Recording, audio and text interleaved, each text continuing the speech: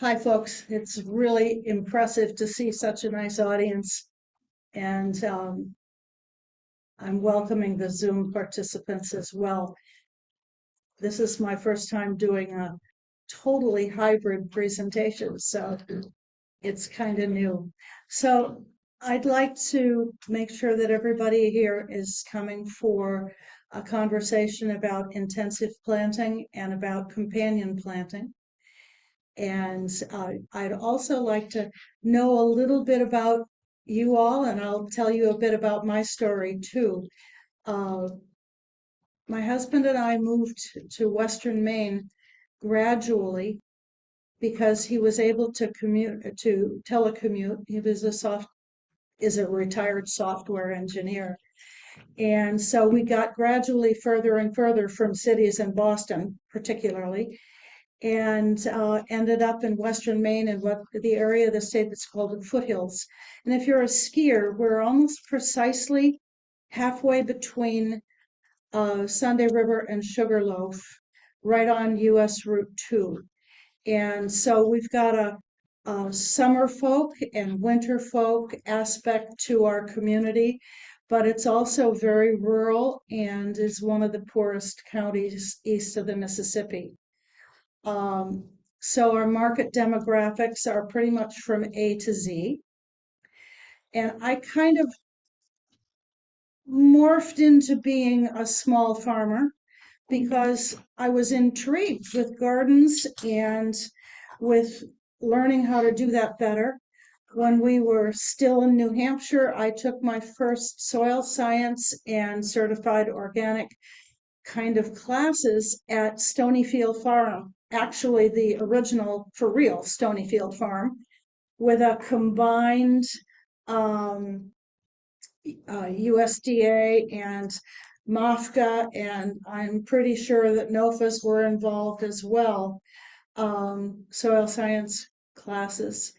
And we gardened at our home in New Hampshire, and I got really intrigued with heirloom varieties of things. And then when we moved to Maine and I got involved with MOFGA, the Organic Farmer and Gardeners Association, and with Seed Savers Exchange, it all just blossomed. And I learned that there are thousands of tomato varieties.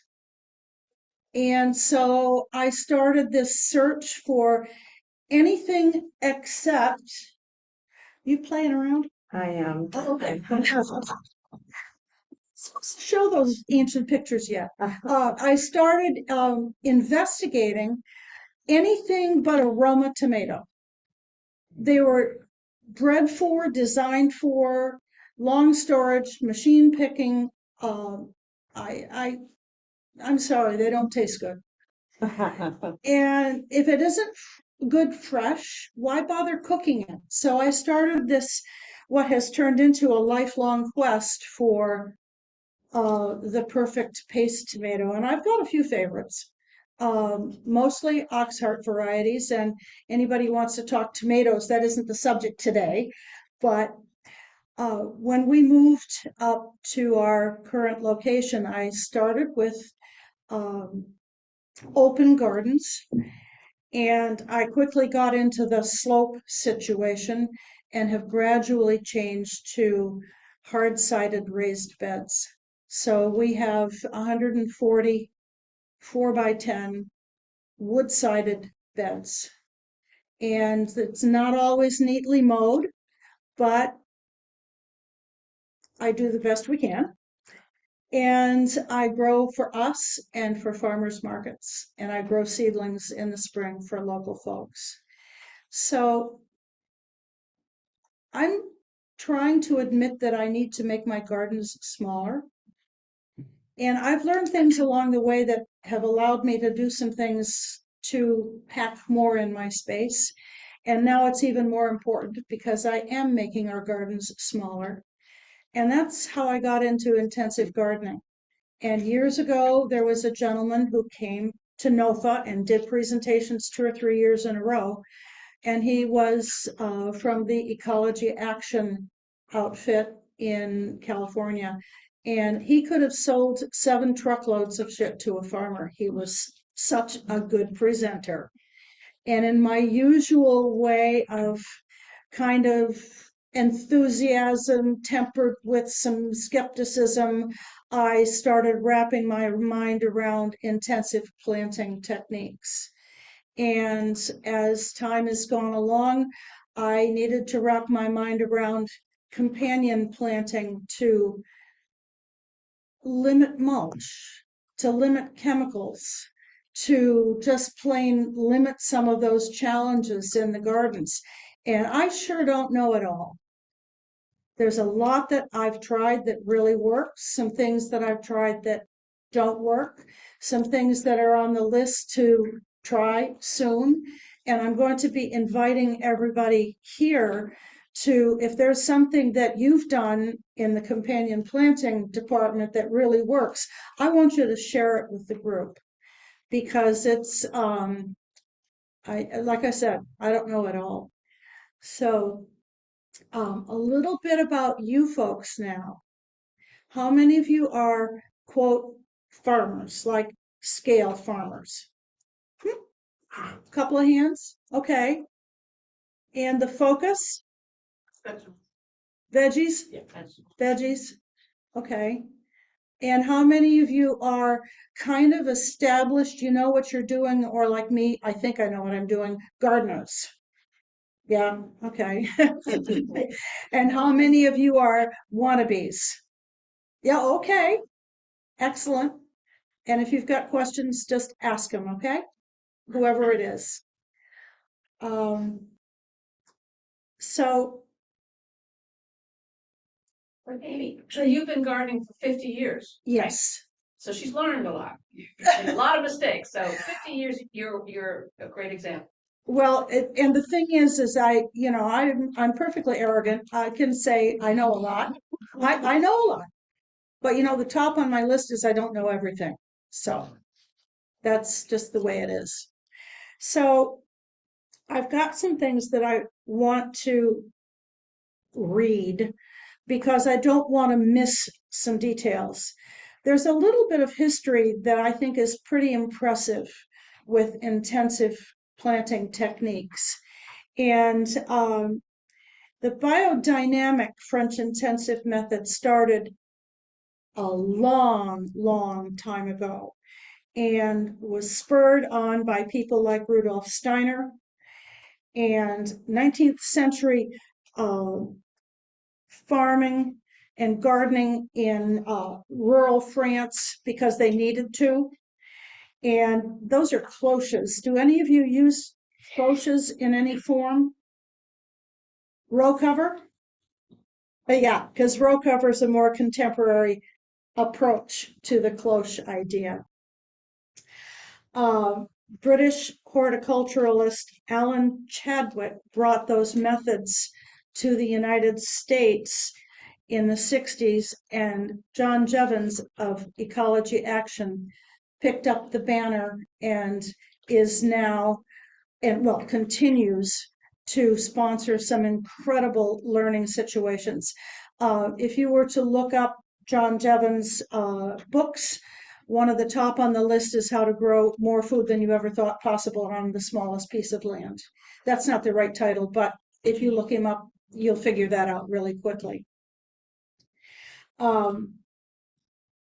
Intensive planting is totally and completely based on soil preparation and organic agriculture. Now, I didn't say we've been certified organic since '92, so there we are. And soil preparation isn't running a tiller through and isn't running a plow through necessarily. The intensive method has promoted double digging, which is labor intensive to begin with. And that's a pretty frightening piece of equipment.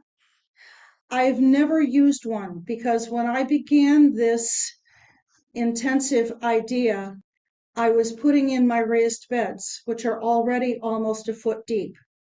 So we cleaned, loosened, and amended and then filled our raised beds. And the only time I ever step in one of my raised beds is when I need to hold on to a bean pole and actually put it in the ground. It's the only time, and there's only 6 of those beds every year, so you get the idea that we don't walk in them. So that loosening process, this is a great diagram. And when I found this diagram, I said, oh, that really simplifies it. And then I discovered that my grandmother was doing that when I was a little kid.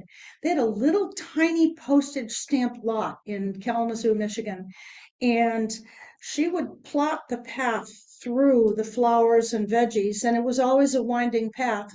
And she would dig out that first spot and take the shovelful or 6 shovels full of soil all the way to where she thought the end of the row was going to be that year. She always did a different place every year. And then in the second picture, there's your broad fork doing the digging, the loosening, and prepping the soil. And then that soil is amended and you dig the next hole, thus filling the first one. And you work your way down the line until you get to that original pile of soil and fill the last bit. And because you're adding a lot of compost and loosening everything, you're effectively creating a raised bed. And this will be above any area that you walk in and should stay that way. And little did I know, and I put it together a lot later, that that's what my grandmother was doing. And that little tiny, nasty little tiny lot grew so much salads and so many veggies and gorgeous shrubs and birds. And it was one of those little pieces I didn't know I was learning. So the whole point is to grow a lot more closer together, and the double digging allows roots to seek their homes and their nutrients by going down, not needing to go out. And so this is one approach, the rows approach. And you can see that that's really, really snug. That's not mine. And I've got several pictures in here of that kind of idea. I gleaned these in various places. There's another approach, and this is a sort of example of getting things closer together because veggies grow in circles.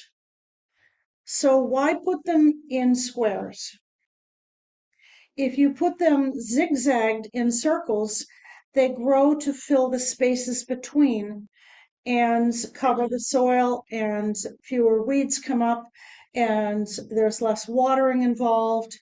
And I have a favorite book that I have brought with me, and anybody who wants to is there it is perfectly capable of looking at it here, and I just put it up for the Zoom audience to see. Growing Great Garden Companions is a Master Gardener's book about companion planting, but the entire beginning is about a take on intensive planting. So she uses what I call the zigzag method. And this is such a great diagram. I took a picture. It's right in the book, and you can see a couple others that are like this. And this particular one, I guess, is cauliflower and some flowers in between. But the point is when you plant, they look like they're far apart, but there are optimum distances for vegetables to be planted apart from each other. And this is where the ecology action materials will help you calculate that, because I plant for example, I zigzag everything in my rows to get one extra plant in every row. So I plant 7 tomato plants zigzagged in the space that I would have gotten 5 if I did them in straight rows. And then I have all the little spaces between, which is the companion planting discussion. And those little spaces in between, the interstices is one of my favorite words. Those little spaces in between are that invitation for companion planting. And then in beds where there are things that take up less space than a typical tomato plant, like peppers, I do a 2-in-1 zigzag and a row of basil as a companion. I also do an understory crop, but I'll talk about that later. You know what? I'm going to get that. I want to know what time it is. It's 10:19. Yeah, yeah. So I do a 2-in-1, 2-in-1, 2-in-1, and then I fill the spaces with basil or with an understory mulching crop, a live mulch. So this is a good photo. A little closer up so you get the idea. This is a 3-2, and you can do a 4 and a 3, depends on how long your arms are. I have 4-foot wide beds, and I've found that that's just wide enough for me. Any more than that would be too much. And there, for the people who I was in the garlic class with yesterday, we plant our garlic 6 inches on center and zigzagged, and 5 rows in our 4x10 bed. And we get nice sized, not gigantic, nice sized garlics. And the improvement I need to do there is in fertility. And so that's going to happen. So this zigzagging idea, as opposed to a straight row, will get you at least 1, if not 2 or 5 more plants in each row. And this is one of my beds a couple of years ago. I love the lettuces that are all different colors and shapes in my salad bowl. So I plant them that way so that that's what we get to have. And that's what I take to market, is 5 or 6 different lettuces at a time. And those were planted in little tiny plugs and mulched right there on the spot. We use our own grass clippings that we collect. And then they grow to fill the space, and there's virtually 0 weeding to be done. And the water requirements are less.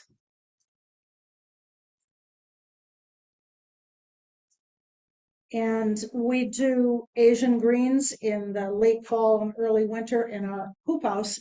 And there's a ditto. I love all the different shapes and colors and on my plate, please. And those are Asian greens, also zigzagged. That's probably a 3-2 because that's about what fits.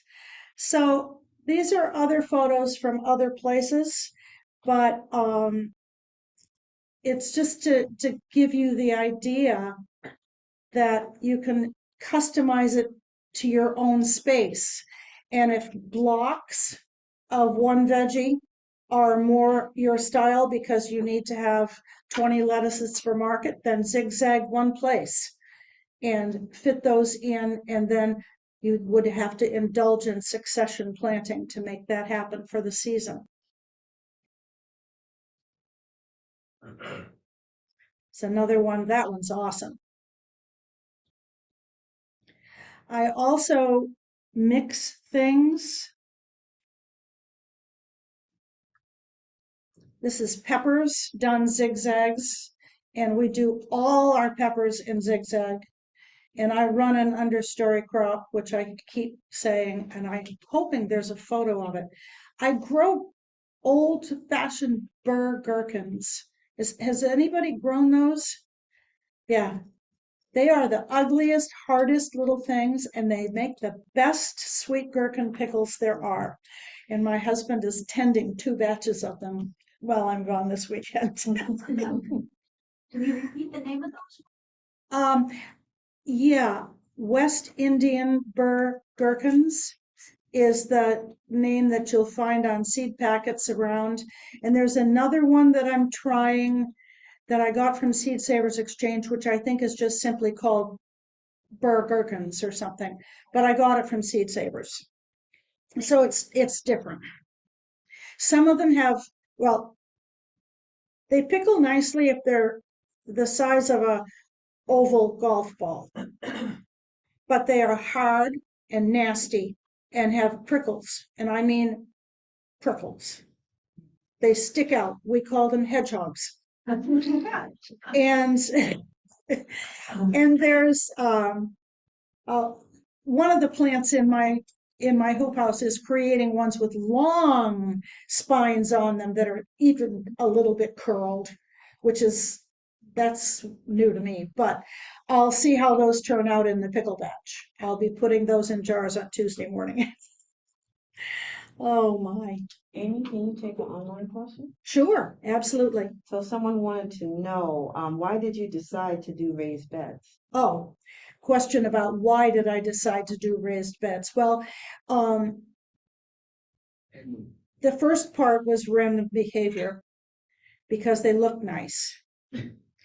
And then on our slope, which is substantial, one year I planted my potatoes and we had a horrific rainstorm and I had to pick them up and replant them because they washed downhill.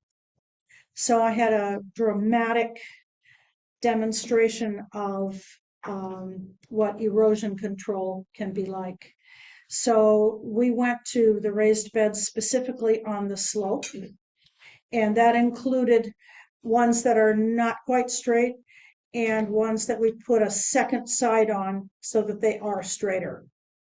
But that was the primary reason, was erosion. And there's something else involved, which is the reason why we've continued to maintain those. They do need to be replaced every so often.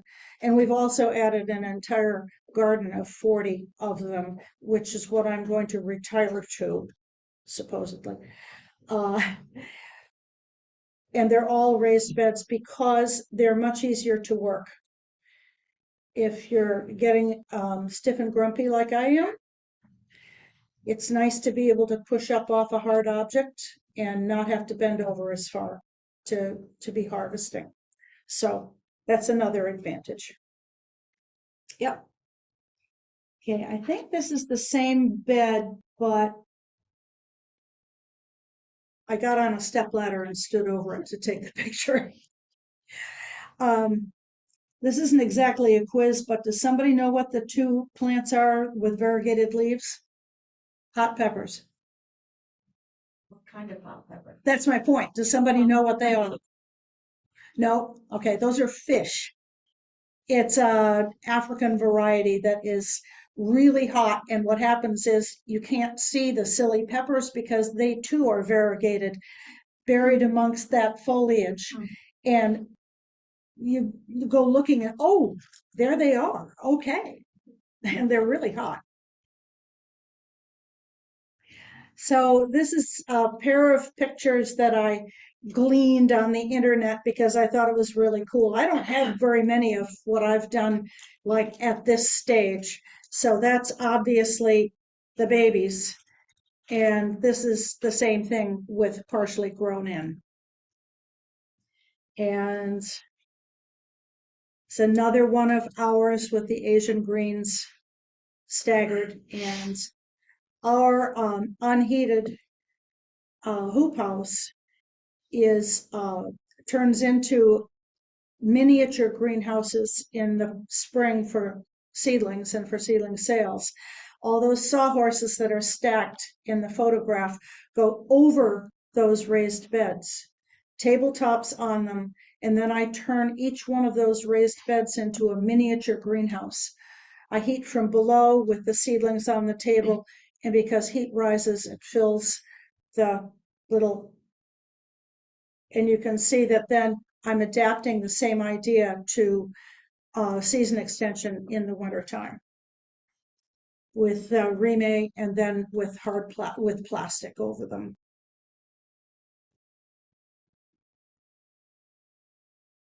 I like food. Okay, does anybody have any other questions about the idea of this zigzag stuff? Because I'm gonna move on to some companion planting, which is where I need the help from everybody. Yes, ma'am. Does that also, do you do that zigzag with tomatoes as well? With Tomatoes. yes, absolutely. I fit 7 full-size tomato plants in every one of my 10-foot beds. I put 4 on the north side and 3 on the south side. And then I have the corners and I have the spaces, the interstices, and the corners get things like celery, chamomile, basils, that sort of thing. And on the north side, I frequently will tuck a lettuce or 3 or a chard or something like that. Specifically with all the greens and stuff all crowded together, do you have any issues with like them getting like diseased or anything? With issues, Them getting like diseased or anything from being so close to I each still other? didn't get the last word, I'm sorry. Do you have issues with them being diseased? No, So- there's usually too much of a mix. And I'm also very careful not to leave things wet to go to bed. This summer I'm having to water in the afternoons, so the zigzag is sort of an interesting thing. You can literally I hand water in the big house. I literally hold the hose like this with the business end of the hose down at the ground level, and I just walk it following the zigzag so that I stay underneath, so that I've am eliminating. Now with tomatoes, this is a good question opening up. With tomatoes and the fact that you can get early blight and other things, opening the bottom of the plants up with some proactive pruning to increase the airflow at the bottom of the plant is a good idea. Because the closeness underground doesn't matter, but it does matter up top. So some preventive measures like that, and we usually do some opening up that way. We also cage everybody and put a stake in the cage so they can't tip over and that sort of thing. Because on a slope, they can just definitely do that. The whole point of, well, not the whole point, but among the points of companion planting is to promote some good stuff and maybe prevent some bad stuff. And I've been experimenting, and I have a couple of things that really seriously work, and I love to put this in the first paragraph. And I'm going to do this intentionally because I took my mask off so I could say this. I don't have squash bugs anymore. I wanted to do the snarky little drama, you see. We always find a couple, but I don't have any infestation anymore. So there's a neat list here of benefits of companion planting. That's one of the things that you can find on the internet. Just download it and print it. I've got a copy of it here. It doesn't have everything on it, but it's got a lot. So one of the things that's cool, like my squash bug situation, is deterring pests. And another one is to obviously attract beneficials. Another one is to take advantage of shade. Another one is perhaps to, like in the Three Sisters scheme, to provide natural supports for plants. And improving plant health. There are actually some combinations that will help deter disease. And monocropping depletes soil fertility. Companion planting improves soil fertility because there's no hogging of nutrients. And of course, then weed suppression, because if you're covering your entire bed, things are not going to come up so much. There's a lot of traditional and wonderful wisdom about pairing of plants, and everyone uses the Three Sisters scheme as the poster child for that. And we've done it, and it works. But I want you to take some looks at that. I'm just going to sit down here so I can, well, I'll get mine out here. At all the different ideas. Look at potatoes, partway down that chart. Way over on the right is beans as a companion plant. About 15 years ago, right out of the blue, I got Mexican bean beetles. And I handpicked until my fingers were yellow. And the next year, they were just as bad.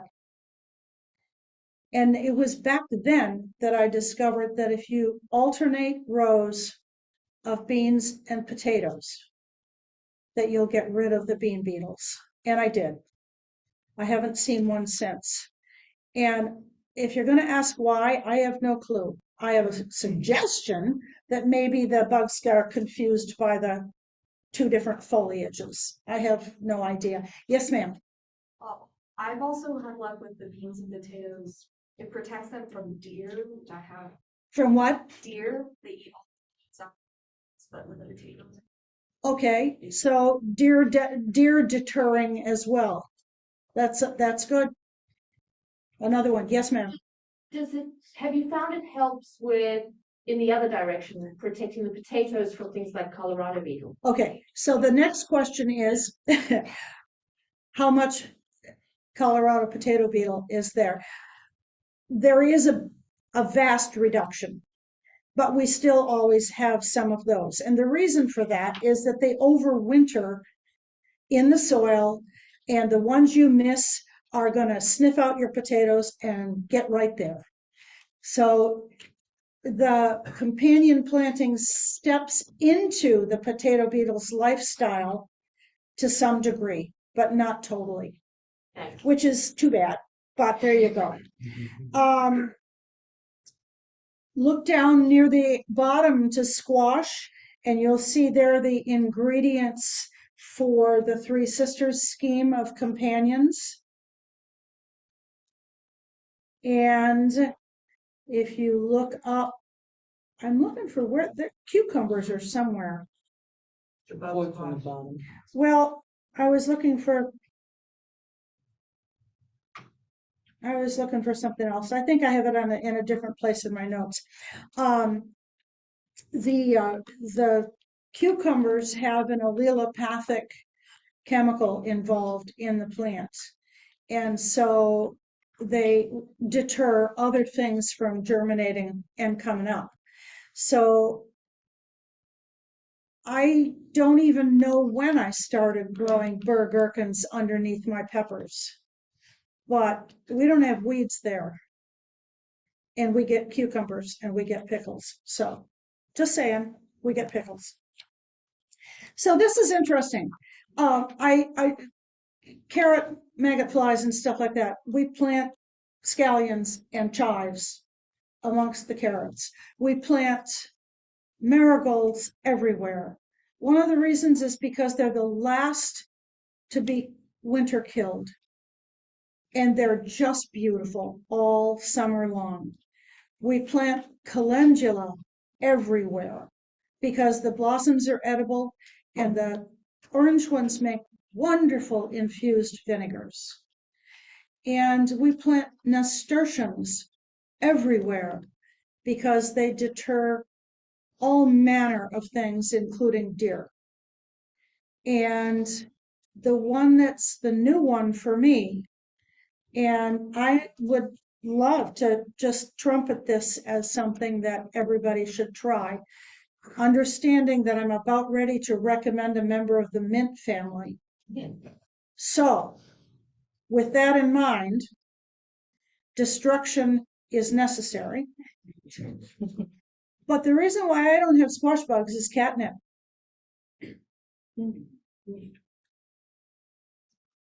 They just don't like it.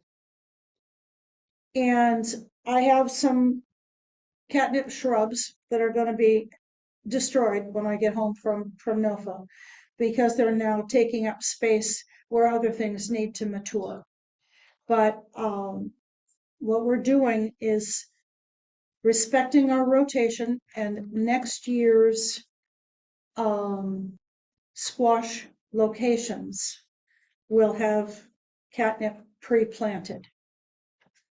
And it's made a world of difference. So you don't keep it as perennial? Excuse me? You don't keep it as perennial, you reseed every year? Well, what's happening is it's reseeding itself. So I'm being sure to leave the little guys that are in the squash beds for next year. And that means that I'm taking advantage of the perennial aspect. But it's when they come up that second year that you have to do shrubbery control. It doesn't matter so much in squash beds because catnip goes up more than it goes out. But if you've got anything else in the bed, it can become a competition. And obviously, like I said, I apologize for even saying a positive thing about it. It is a member of the mint family, but it's made a world of difference in our lives. Yep. Would basil work? It's in the mint family as well, or It helps, but it's an annual and it's not as effective. Yeah. What about like Nefida, like straight cat mint? Let's say it again, cat mint? Yeah. Okay, yeah, and that's interesting because the research that I've been doing, because I wanted to sound like I knew what I was talking about, frequently there's some excellent articles, except at the end of them, they refer to them almost interchangeably, and they are so not interchangeable. So as far as cats are concerned, cat mint has far less of the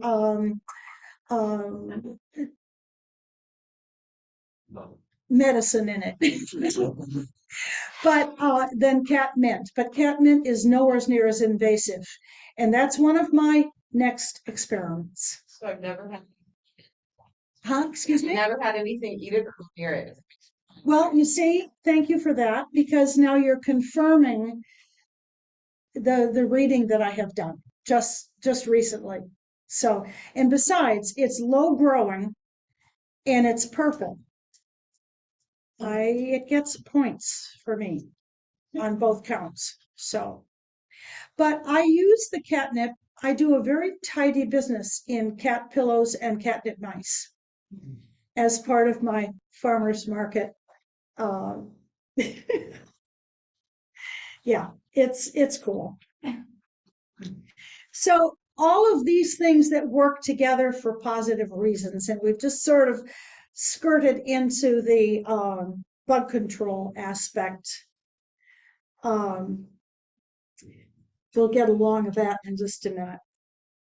So here's beans and potatoes together, and a stray sunflower, and basil and tomatoes. And boy, is the basil going to be out of control when I get home. And there's those burr gherkins underneath everything. And those are two rational sized ones. They get pretty big. Oh, and a random nasturtium.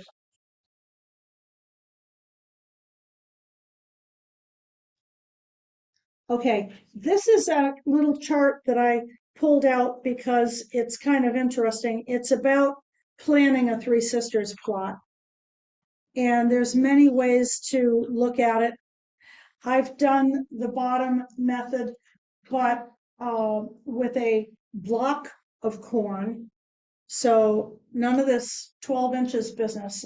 It was 20 feet across with a block of corn and an entire circle of squashes and pumpkins, and then with the beans crawling up in the middle.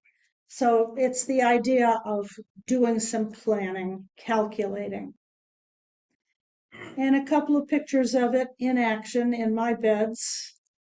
We grow 5 or 6 of our beds every year to heirloom varieties of flour corn. And I have a totally irrelevant use for it for crafting.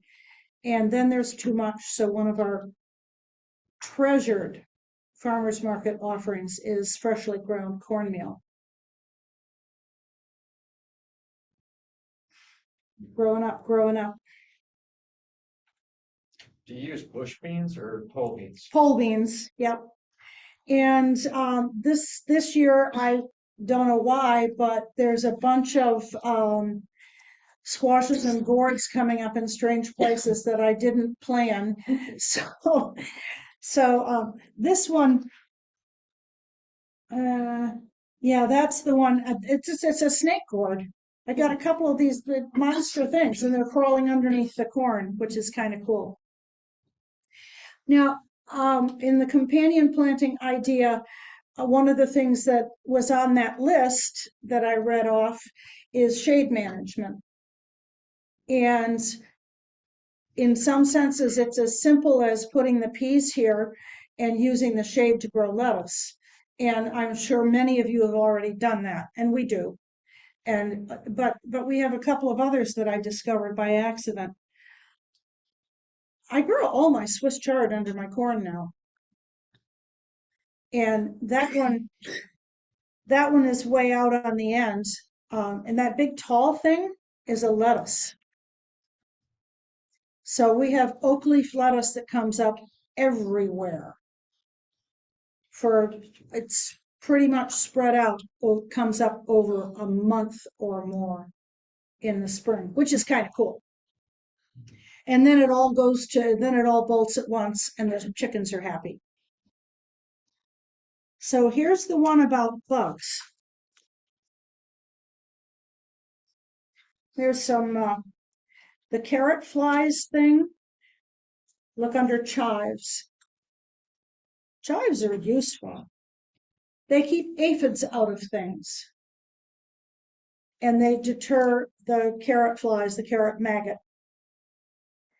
And one that I am definitely going to try, I grow thyme every year because it's squirrely about overwintering where we are. We're just a zone 4, and thyme and sage don't always make it through the winter. So way over on the right, you can see thyme to grow with cole crops, with cabbage things. And that one's on my try it list. And the radishes.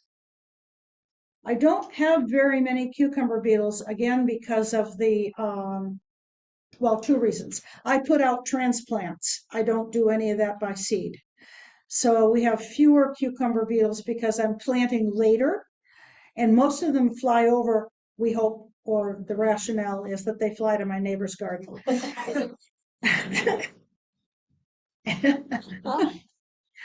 Yeah. Do you have any work with success with plants that deter the squash borers? Okay, the catmint and the catnip is supposed to also. And I thankfully don't have them in my gardens. I have had them in the past, gardening in New Hampshire. Do other people have squash vine borers? Yeah. I learned how to find the entry and slice it until I find it and murder it method. But that's time consuming. It's kind of bad. So, cilantro. And it says potato beetles, and I'm not so sure about that picture there. Has anybody had experience with the 3-line potato beetles, the old-fashioned ones? Yeah, what have they been on in your gardens? They're on eggplant. On what, excuse me? Eggplant. Eggplant, yeah. What about on tomatillos? Because that's my problem. Yeah, okay.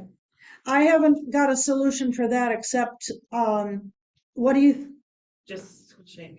I was just gonna say except for violence. Yeah. Yeah. Yeah, they are. They are. I knock them off. I go after the larvae. The larvae they are so cool though. I don't, if, yeah. If the rest of you haven't seen these things, do you remember those old, like, I guess it's not a cartoon because it's a real, well, a comedy strip. And I'm talking the 20s of a guy doing a piece of corn like this. Yeah. Well, the larvae of the 3-line potato beetle line themselves up in a line and they just go right down the leaf. It is so efficient. It is so bad. And they have a wonderful defense mechanism, depending on your point of view. They put a pile of their own poop on their backs. And so squishing them is an experience. But I go for the larvae and get rid of them because you can't catch the adults. They're so fast. So if you were to look these up, they're long and slender like a striped cucumber beetle, but they're a little bit larger and their heads are red. So once you get past the yellow and black stripes, their heads are red. And so they're obviously very different from a standard cucumber beetle. What else have we got? Do any of you have trouble with stink bugs, especially on tomatoes? Good. There have been here on campus, here at Amherst, in Amherst, the big green ones that I don't know their proper name, but they're moving up the eastern seaboard as the weather has been warming. Stink bugs should be squished. I don't know of anything that's probably a good piece of research to have. Yes, sir. What do they do? I just, I get my Um, crops and they fly up onto it, they come out of the soil, I guess. yeah, I well, didn't know what they did. they have their favorite dinner, in my experience, is the tomato that you'd like to sell Saturday.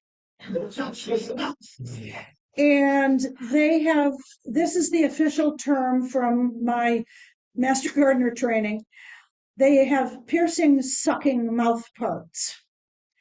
And they stick their little sucker right into that tomato and they suck out enough juice for themselves. But what they leave behind is a little white spot that's hard.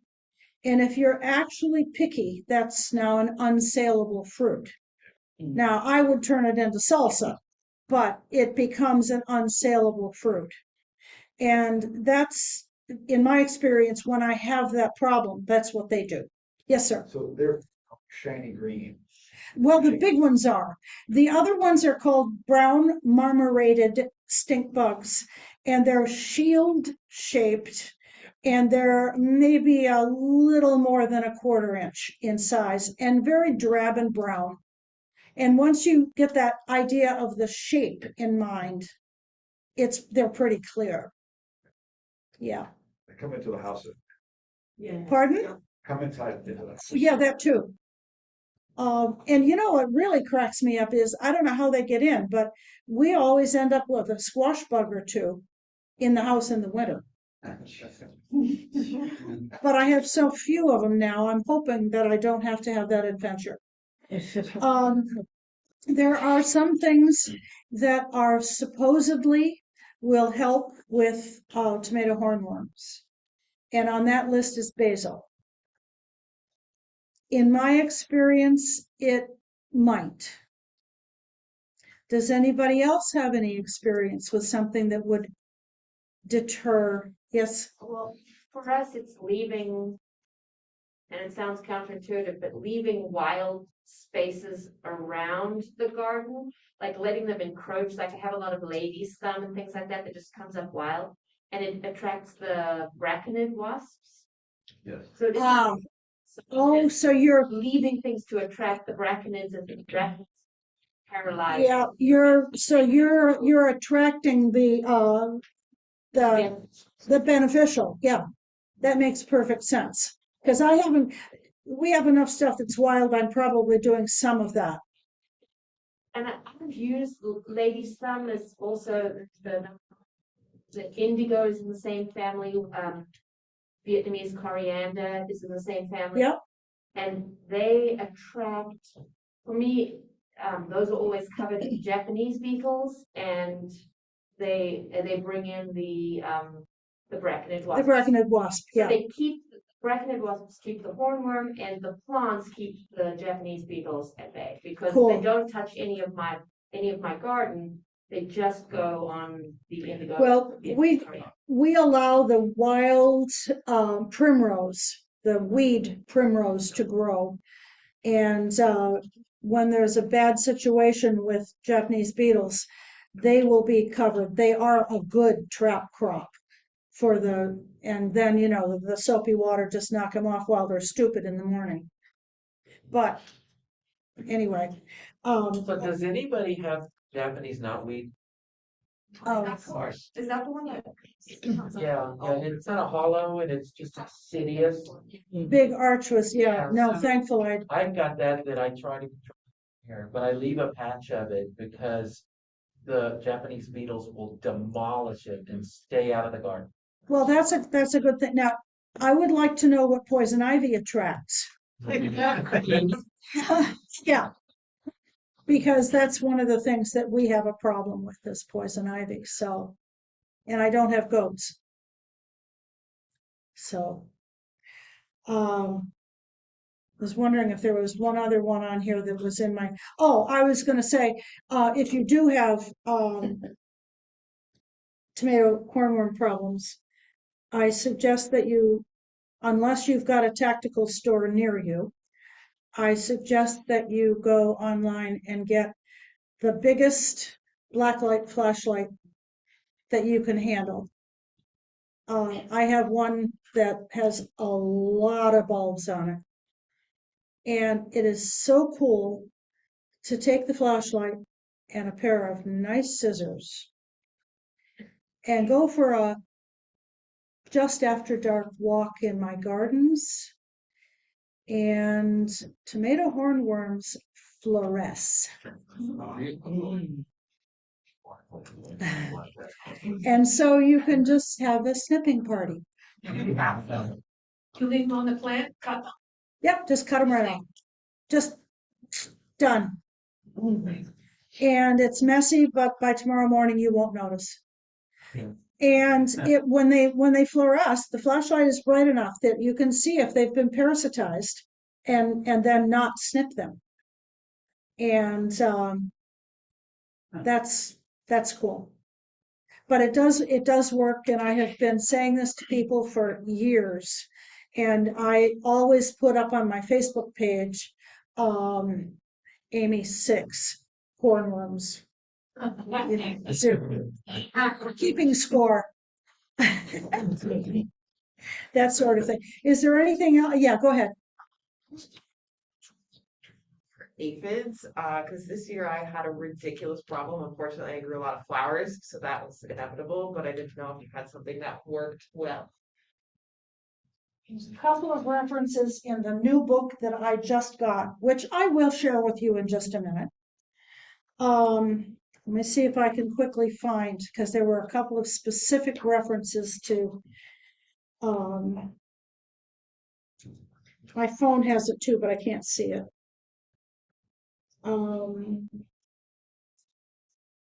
New book notes.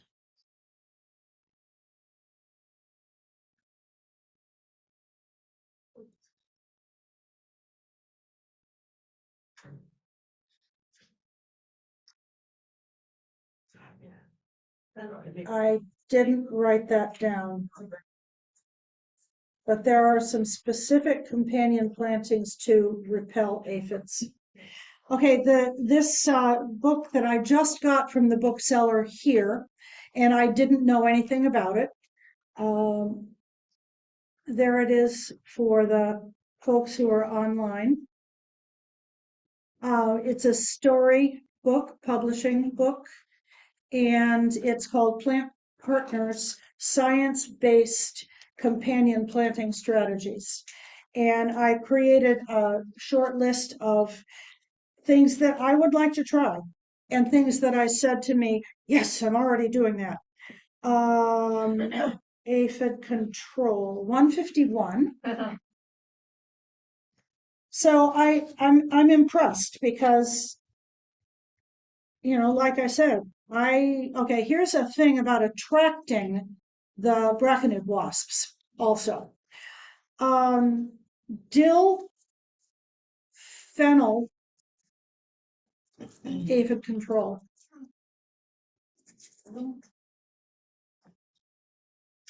And dill is also listed as effective for repelling Colorado potato beetles. So I'm just going to put these two books up on the table, and you're welcome to write down everything because, or well, just take pictures of them because this is a new resource for me. The other book I've been using for years, The Great Garden Companions, and I seriously recommend it to everyone, whether they're a newbie gardener or an experienced gardener. It's blatantly organic without being the slightest bit preachy. And it's just full of the reason why you garden is not just to make money. It's to do food. It's to be surrounded by beautiful things. And to have your hand to create that is such an important part.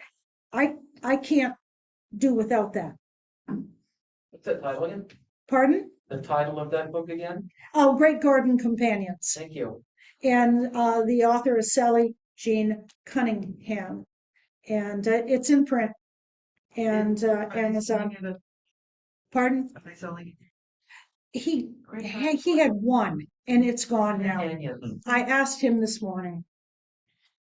And here's one of your beneficials. And I hope everybody has a lot of those. Are people familiar with, oh, I didn't put a picture of this in, I should have. Taking notes. Are you all familiar with the dragon that is actually a baby ladybug? Because if you're not, you should look up ladybug larvae.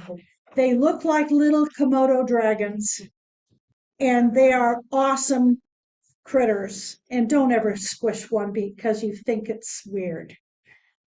Please look them up. They're fabulous. And here's the one that makes me the maddest of all. And whenever I turn leaves over every day looking for eggs. And that's what I consider the primary defense because the squash bugs are fast.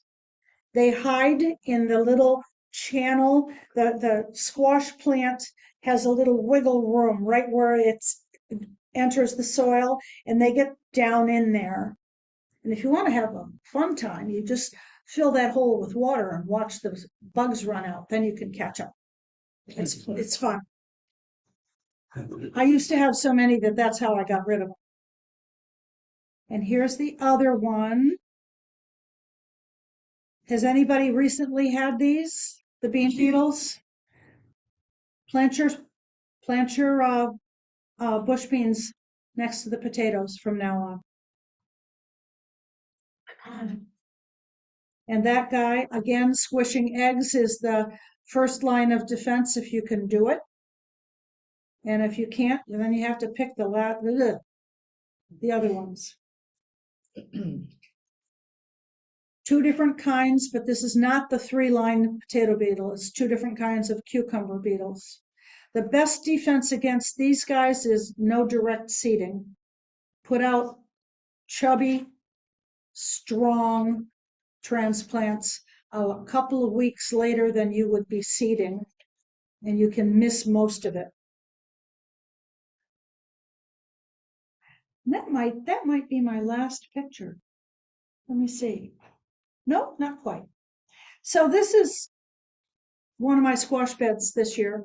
We put a pole bean pole in the middle of everything, in the cucumbers, in the squashes, in the carrots. It's a good non-competitive companion. And we use alyssum everywhere in the peppers and that sort of thing.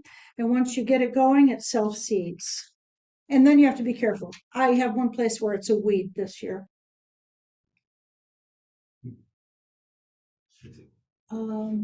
So would the alyssum be something you just use as an understory? Yep.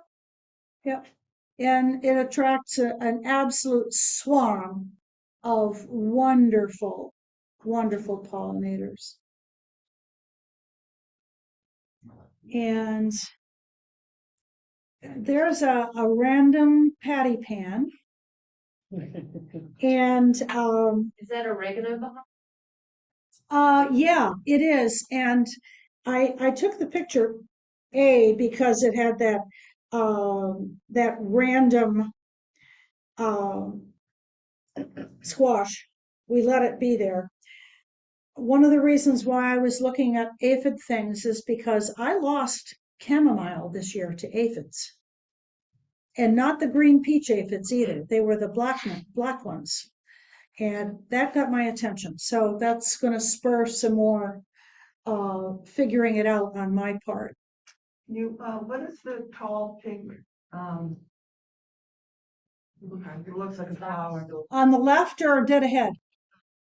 towards the left? I'm clueless. Let me see. It's pink like a stick. It almost looks like a hollyhock. Well, part of it on the left is actually catnip. And I'm not, now I know which bed it is. That's G26. That's snapdragons. Somehow or another, some snapdragons got into my chive seeds.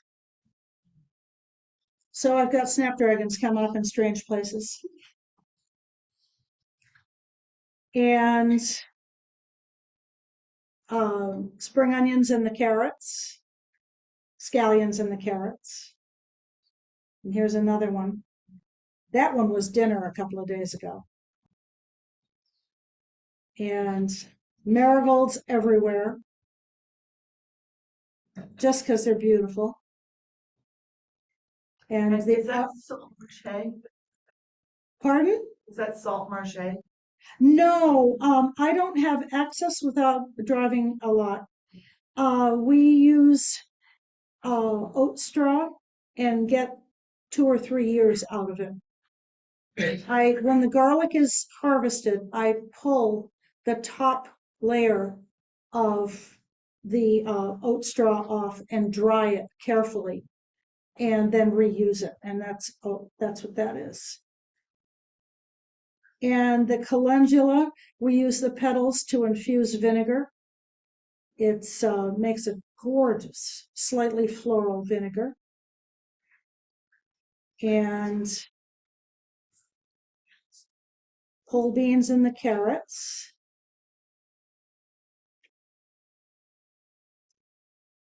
And another raised bed with squash and pole beans. Your wood triangle just a brace? Where, Or does that have the triangles on the corners? oh yeah, well, for brace. that's a two thing. Yes, it's a brace. But we call those the sandbox corners. That was inspired by my grandson's sandbox years and years and years ago.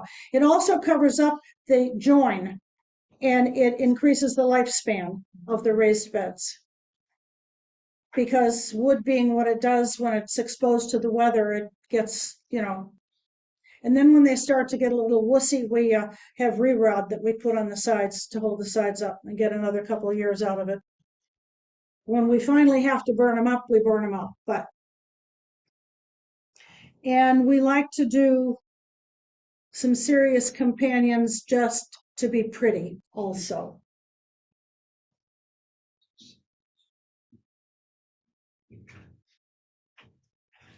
And this one isn't my garden, but I thought it was a pretty cool example of companion planting run amok. And it's beautiful. And I would hope that there's nothing there that's actually compromised because of crowding. But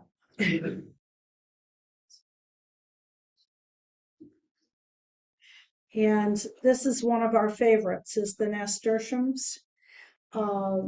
They repel a lot of things, including deer, and we eat the blossoms in every salad until they're done.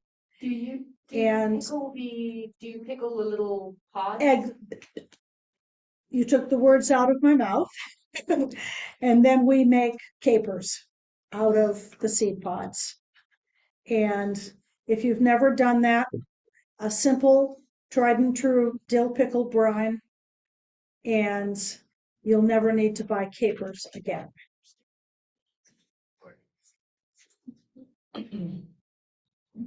And that one is the last slide. So the lettuces and the pole beans, and this year we grew, well, it's actually a chicory, but red dandelions in the shade of peas, and now they're big and the peas are gone. So boom, there they are. And trying to do that sort of thing. The garlic was out a week ago, 10 days ago. So we'll be taking the mulch off the top. This is the succession gardening part here, which takes some planning. And I don't do that very well yet. That's another learning curve. We'll take the top off the mulch that we used in the garlic and make sure that it's dry and bag it up to use it again. And what's left will be enough to mulch our fall crop, which is all Asian greens and radishes, daikons and fresh radishes for the fall. So it's an adventure and it continues, and I learn 17 new things every time I come here and from other people along the way. And it's a joy to be part of. And the ownership of what's on my dinner plate is one of the inspirations. And the being able to share that with other people and to know that it's good, nutritious, local food that's the motivation. So, and I'm hoping that everybody else has at least one, if not all of those same motivations. So, if there's other questions, please feel free. Yes, ma'am. I've never had a lot of success with the three sisters. I feel like my timing is off. Oh, that's easy. That's easy to do. Yeah. I think most references say to wait until the corn is a foot or two tall and then plant the beans. And I haven't done it often enough to be able to just say, do this. But that's what I've read in many places, and the couple of times that I've done it on purpose, that's worked. And the squash, like the pumpkin, can go in at the same time. Yeah, and they do their crawling thing. So, yeah. With the three sisters, if you're planting the beans that late after the corn's so tall, I usually grow for like dry beans. Would you have enough time in the season left? Well, here's another thing.